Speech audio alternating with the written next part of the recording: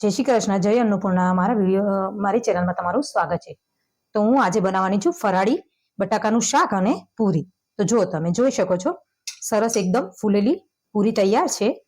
તો ચાલો આપણે વિડીયો શરૂ કરીશું. એના માટે મેં અહીંયા મોરૈયો અને થોડાક સાબુદાણા અને બહારથી લાવેલો થોડોક રાજગરાનો લોટ મેં મિક્સ કરીને દળીને તૈયાર કરી દીધો છે. તો આપણે એનો પૂરીનો લોટ બાંધી લઈશું. એના માટે મેં અહીંયા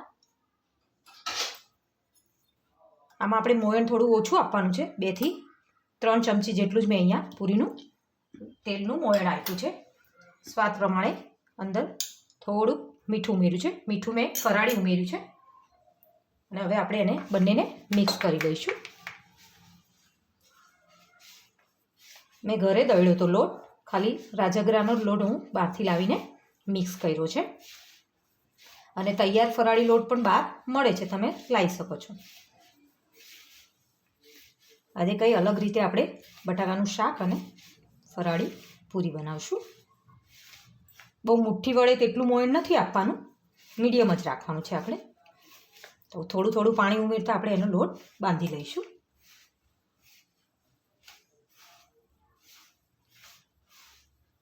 મીડિયમ જ બાંધવાનો છે, બહુ કડક પણ નથી બાંધવાનો. જેવો આપણે પૂરીનો લોટ બાંધતા હોય એવો જ આને આપણે બાંધવાનો છે.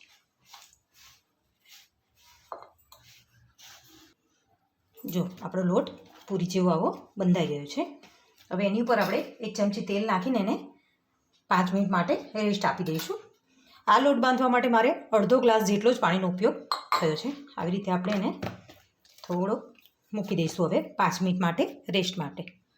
લોટ બંધાઈ ગયો છે એટલામાં આપણે શાક બનાવવાની તૈયારી કરી લઈશું. ફરાળી તો મેં અહીંયા 5 થી 6 7 બટાકા જેવા બાફીને તૈયાર લઈ લીધા છે. તો એને આપણે સમારી લઈશું. આવી રીતે 2 કટકામાં એને સમારી લઈશું. તમે કોઈ પણ આકારમાં સમારી શકો છો. તો ચાલો હવે આપણા બટાકા બધા સમારીને તૈયાર છે. તો આપણે એને સાઈડ પર મૂકી દઈશું. અને એને વઘાર માટે કંઈ અલગ રીતે આજે બનાવવાની છું, એના માટે એક ચટણી તૈયાર કરશું આપણે. તો એમાં મેં થોડા દાણા લઈ લીધા છે અને થોડા સિંગદાણા લઈ લીધા છે. સિંગદાણા મેં શેકીને અહીંયા રાખી દીધા હતા. થોડુંક જીરું લઈ લીધું છે. અને સ્પાઈસી બનાવવાના છે આપણે, એટલે થોડુંક ગ્રેવીવાળું કરીશું. એટલે મેં અહીંયા 7 થી 8 નંગ મરચી અને આદુના ટુકડા લઈ લીધા છે. હવે સ્વાદ પ્રમાણે એમાં થોડુંક હું મીઠું ઉમેરી દઈશ. અને અહીંયા થોડુંક પાણી ઉમેરીને આપણે એને મિક્સર જારમાં દળી લઈશું. તો જો આવી રીતે આપણી ચટણી તૈયાર છે. હવે આપણે એને એક બાઉલમાં કાઢી દઈશું. અને હવે આપણે એક પેન મૂકી દઈશું ગેસ ઉપર. તો ચાલો મેં અહીંયા એક પેન મૂકી દીધી છે અને ગેસ આપણે ચાલુ કરી દઈશું. હવે ફરાળી શાક બનાવવા માટે મેં અહીંયા 4 થી 5 ચમચી જેટલું તેલ ઉમેર્યું છે. તેલ ગરમ થાય ત્યાં સુધી એને થવા દઈશું. ચાલો આપણું તેલ ગરમ થઈ ગયું છે તો થોડું આપણે ગેસ એને ધીરો કરી દઈશું. અને અહીંયા મેં જીરું ઉમેર્યું છે. જીરું થાય ત્યાં સુધી એને આપણે થવા દઈશું. જીરું મેં 1 ચમચી જેટલું ઉમેર્યું છે.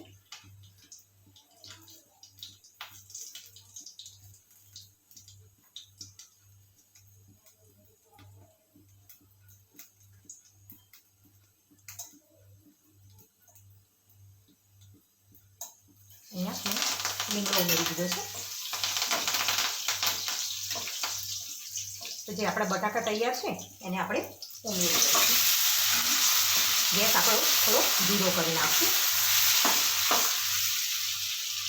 હવે એમાં આપણે ફરાળમાં હળદર નથી ઉમેરતા ફરાળમાં, એટલે મેં અહીંયા સ્વાદ પ્રમાણે મીઠું ઉમેરી દીધું છે. અને જે ચટણી આપણે તૈયાર કરી હતી સ્પાઈસી એ એમાં ઉમેરી દઈશું. હવે આપણે એને મિક્સ કરી દઈશું. આવી રીતે તમે જો આ બટાકા બનાવશો ફરાળના, એકદમ સરસ બને છે અને ટેસ્ટી પણ લાગે છે.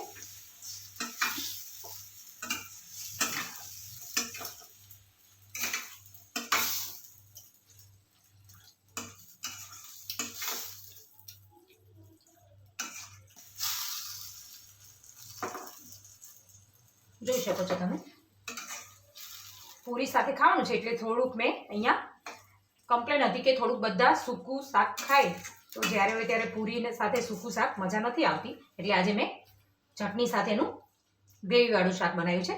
આમાં થોડુંક આપણે એની અંદર 2 થી 3 ચમચી જેટલું પાણી ઉમેરશું અને હવે એને 2 મિનિટ માટે આપણે થવા દેવાનું છે. તો અહીંયા આપણે ઢાંકણ ઢાંકીને 2 મિનિટ ગેસ ધીમે રાખીને થવા દઈશું એને. બટાકાને થતાં વાર નહીં લાગે કેમ કે બાફેલા છે એટલે ફટાફટ આપણું શાક તૈયાર થઈ જશે. જોઈ લઈએ આપણે. જો એકદમ શાક તેલ છૂટું પડી ગયું છે અને મીડિયમ છે, લચકાદાર આપણું ફરાળી બટાકાનું શાક ગ્રેવીવાળું તૈયાર થઈ ગયું છે. તેની ઉપર હું થોડા, તમે જો ધાણા ખાતા હોય તો ધાણા ઉમેરી દેવાના. હું ગેસ બંધ કરી દઈશ અને આપણે પૂરીનો જે લોટ બાંધેલો છે એને 5 મિનિટ થઈ ગઈ છે તો આપણે એને જોઈ લઈશું. આપણો લોટ અહીંયા થઈ ગયો છે સરસ. તો હવે એને આપણે તેલ નાખીને જ મૂક્યો હતો એટલે એને સરસ આપણે આવી રીતે મસળીને તૈયાર કરી લઈશું. હવે જેમ આપણે પૂરી બનાવતા હોય એમ એના આપણે લુવા તૈયાર કરવાના છે. આવી રીતે મેં બધા લુવા બનાવી લીધા છે, જોઈ શકો છો તમે. પૂરીની સાઈડના જ એમાં થોડુંક તેલ ઉમેરી અને આપણે એને આવી રીતે મિક્સ કરી લઈશું. અને આપણે બધી પૂરી હવે આપણે આવી રીતે મેં પાટલી લીધી છે એની પર આપણે પૂરી વણશું. આવી રીતે આપણે પૂરી વણી લેવાની છે. આસાનીથી આ પૂરી પણ વણાઈ જાય છે. મીડિયમ રાખવાની છે, બહુ પતલી પણ નથી કરવાની અને જેમ આપણે પૂરી બનાવતા હોય એ જ રીતે આપણે પૂરી બનાવી દઈશું. આવી રીતે આપણે બધી જ પૂરી તૈયાર કરી લઈએ.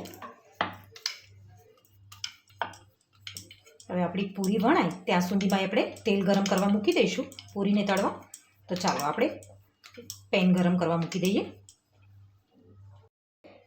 ગેસ પર એક પેન મૂકી દીધું આવું કઢાઈ અને ગેસ ચાલુ કરી દીધું છે અને અહીંયા મેં તેલ ઉમેરી દીધું છે તળવા માટે.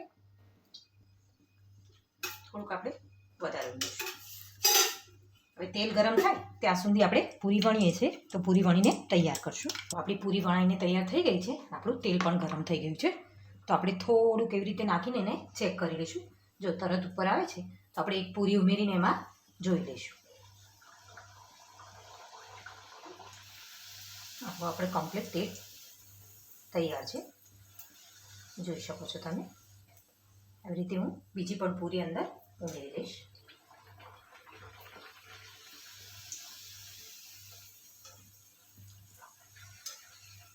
જોઈ શકો છો એકદમ સરસ ફૂલીને દડા જેવી તૈયાર છે આપણી પૂરી. જોઈ શકો છો તમે એકદમ ફરાળી પૂરી કેવી સરસ તૈયાર થઈ છે. એવી જ રીતે આપણે બધી પૂરી તળી લઈશું.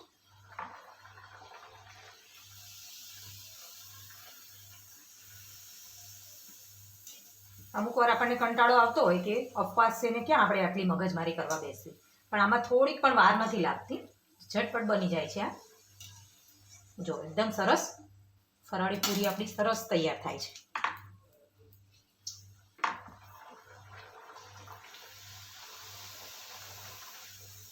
આજે શાક પણ મેં કંઈ અલગ રીતે બનાવ્યું છે. રોજની એક ને એક રીતે આપણે ફરાળ બનાવતા હોય બટાકાની ભાજી તો આપણને એ નથી ગમતું. તો આજે મેં વિચાર્યું કે ચાલો કંઈ અલગ રીતે હું બનાવું. જોઈ શકો છો આપણી પૂરી તૈયાર છે. હવે જો આપણું ફરાળી ગ્રેવીવાળું શાક અને જો છે ને એકદમ સૂકું નથી, ગ્રેવી ટાઈપ છે. ફરાળી શાક અને ફરાળી પૂરી તૈયાર છે. જો તમને મારો વિડીયો પસંદ આવ્યો હોય તો લાઈક કરો, શેર કરો અને કમેન્ટ કરવાનું ભૂલતા નહીં. જય અન્નપૂર્ણા.